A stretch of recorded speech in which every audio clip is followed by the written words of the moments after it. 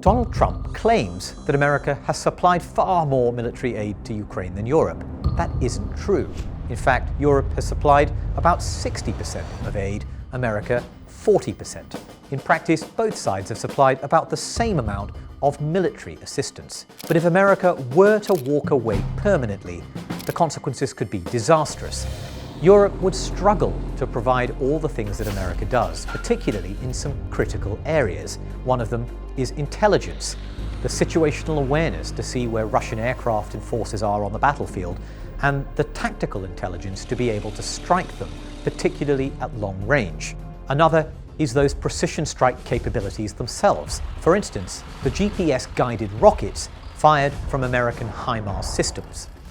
A third is air defense. Yes, Europe provides a number of excellent air defense systems, but those are most effective against drones and cruise missiles. America's Patriot system is the one best equipped to parry Russian ballistic missiles. And finally, there's the question of vital military services provided by American companies. The most important of these is probably the Starlink constellation of communication satellites. This is the backbone of Ukraine's military communications. Unfortunately, Starlink is owned by Elon Musk, an aide to Donald Trump and an opponent of Ukraine. Europe isn't sitting on its hands. In fact, it's just embarked on one of the most ambitious periods of rearmament in decades. We've seen the incoming German government launch a plan to spend huge sums on its military. The European Union has launched a new defence fund and tried to exempt military spending from some of its fiscal rules, unlocking potentially hundreds of billions of euros to be spent across the continent. And Britain has just announced that it will spend 2.5% of GDP on defence from 2027. These are big sums of money, potentially unlocking defence industrial growth both for the armies of Europe and for Ukraine.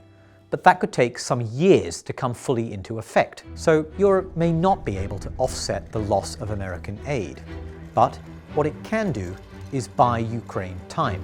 It can mitigate the effect of America pulling out, lessening Ukrainian casualties by providing more air defense, surging shells to keep the firepower gap as narrow as possible, buying time for Ukraine to recuperate, rebuild its forces, and keep wearing down the Russians.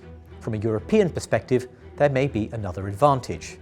Every week, every month, indeed every year that the Russian army is stuck fighting in Ukraine, losing more than 1,000 people dead and wounded every day, is another week, month and year that they can't attack the rest of Europe.